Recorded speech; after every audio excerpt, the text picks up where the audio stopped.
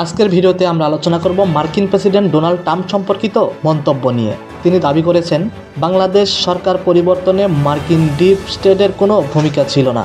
গত 12 ফেব্রুয়ারি 2025 হোয়াইট হাউসে ভারতের প্রধানমন্ত্রী নরেন্দ্র মোদীর সঙ্গে বৈঠকের পর এক প্রেস ব্রিফিংয়ে ট্রাম্প বলেন, এক্ষেত্রে আমাদের ডিপ স্টেটের কোনো ভূমিকা ছিল না। তিনি আরও বলেন, এই বিষয়টি প্রধানমন্ত্রী নরেন্দ্র মোদীর হাতে ছেড়ে দেওয়া উচিত। ট্রাম্পের মতে এটি এমন একটি সমস্যা যা শত শত বছর ধরে কাজ চলছে এবং এর সঙ্গে যুক্তরাষ্ট্রের কোনো সংশ্লিষ্টতা নেই।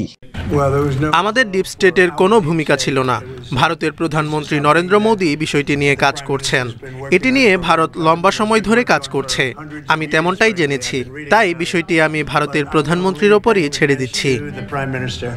ডিপ স্টেট বা ছায়া রাষ্ট্রের ধারণা অনেক সময় ব্যবহার করা হয়, যেখানে গোপন নেটওয়ার্কের মাধ্যমে অনির্বাচিত সরকারি কর্মকর্তারা নীতিতে প্রভাব বিস্তার করে। ট্রাম্প ও তার সমর্থকরা প্রায় এই বিষয়টি তুলে ধরে।